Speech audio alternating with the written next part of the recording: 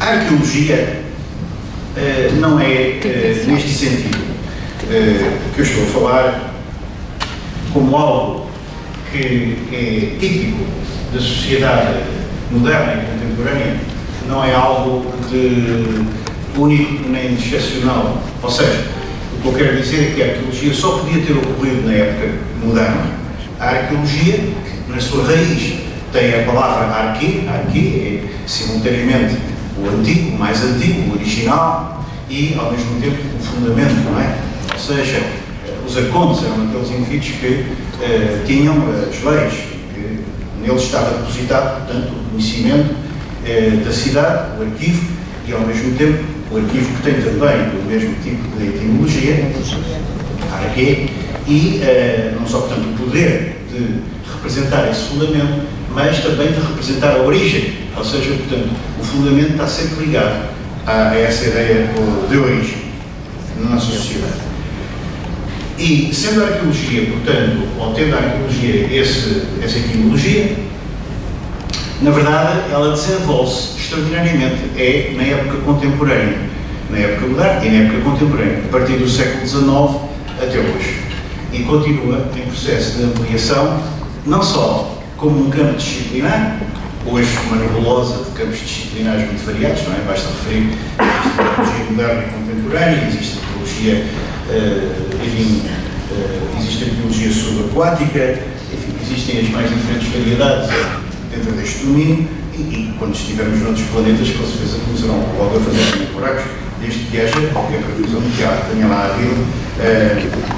havido a ocupação anterior, portanto, mas não sejam dos primeiros astronautas que já lá foram, não é?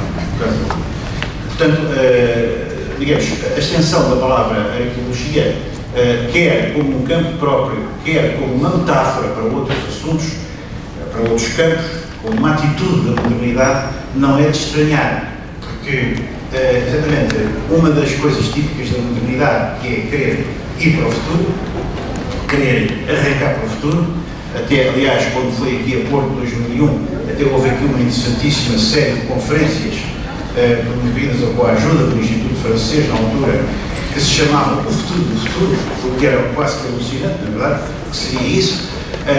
Na verdade, uma sociedade que está voltada para o futuro e que tem esse desejo de futuro, é uma sociedade também que tem uma grande necessidade de âncoras, porque a aceleração que nos leva para o futuro causa-nos uma certa angústia, e daí a necessidade de conjugar permanentemente esse interesse por aquilo que é novo, portanto a vontade de abandonar o velho e de modernizar está intimamente ligada à vontade de conservar e de arquivar, e inclusivamente com uma situação muito interessante, que é muito importante de ser pensada, e não só por arqueólogos, mas por todos aqueles que se dedicam a estas matérias do património, que é a de que nós já vivemos em função do arquivo, ou seja, de certa maneira, a retroação que se dá no momento de produzir informação sobre a forma de a ir depois arquivar para poder reutilizá-la, para poder chamá-la à coação em qualquer momento, altera as nossas vidas. Não seja que as nossas vidas já são feitas em função do arquivo. Dou um exemplo que é comozinho, mas é bastante vulgar, que é o das viagens, não é? Nós, quando vamos viajar, programamos muito antes da viagem. O prazer da viagem começa muito antes da viagem. A viagem é fundamentalmente uma confirmação de que viajamos. Tiramos imensas fotografias para confirmar que viajamos, para mostrar aos nossos amigos e colegas, etc. Porque se formos até fazer uma viagem ecológica, no nosso caso, trazemos imensa documentação, temos muito orgulho em trazer isso, porque os outros não foram lá e, portanto, ganhamos ali uma mais-valia, um capital cultural e simbólico. E depois essa realidade é para arquivar em vários tipos de suportes digitais, etc. Portanto, a própria vivência em si de ir a um lugar, e isso podia se estender a qualquer turista, a qualquer visitante hoje em dia, a própria viagem, outra característica da modernidade, na verdade, que é a deslocação permanente dos indivíduos, não é? A velocidade da aceleração. Esta viagem está ligada já à vontade de certo modo, arquivar em pontos diferentes, de algum modo, mostrem aos outros que nós fomos lá mesmo. Mas há outras teias de ligação da arqueologia com a modernidade. E, fundamentalmente, o tópico é a ideia da dicotomia. Aliás, a nossa sociedade ocidental é caracterizada pelas dicotomias, o nosso pensamento é caracterizado pelas dicotomias, não é? O antigo e o moderno, o corpo e o espírito, o corpo e a alma, a matéria e o espírito, o interior e o exterior, enfim, todas essas dicotomias que conhecemos bem. E aqui há uma dicotomia muito importante, que é a dicotomia do visível e do invisível, a dicotomia do aparente e do verdadeiro, a dicotomia da presença e da ausência, a dicotomia do presente e do passado, a dicotomia daquilo que está à superfície e daquilo que está em profundidade. Portanto, há uma vontade, há um desejo, há uma pulsão arqueológica, diria, em todos nós, no sentido de que até o próprio conhecimento, quando falamos de algum assunto, dizemos é preciso aprofundar melhor, é preciso escavar melhor naquele campo para ver se conseguimos encontrar qualquer coisa escondida por debaixo da aparência, que é sempre um pouco falsificadora, imaginamos nós.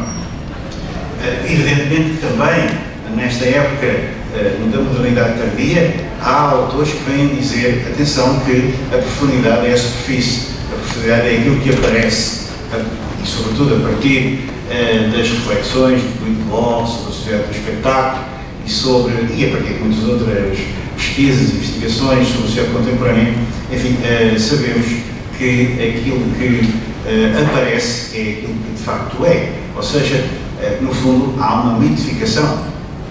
Nessa dicotomia há uma metafísica do desconhecido, do segredo, do escondido, do ausente, que evidentemente está presente nessas ideias e que ocorrem em todos. Eu vou talvez tirar aqui o relógio, porque o Sr. Presidente, diretor, está ali a olhar para mim com um olhar vigilante, e eu não sei a que horas são 4:45, a que horas é que eu tenho, mais ou menos, por favor, podem me lembrar. Só até as 4. Isto é aqui, mas não dá para dizer nada, não é? Se às vezes nas aulas dizemos muita coisa e não temos quase ninguém presente, temos uma vantagem, não é? É que podemos dizer, bom, mas temos os mais importantes presentes. Há uma compensação e um equilíbrio na vida, felizmente.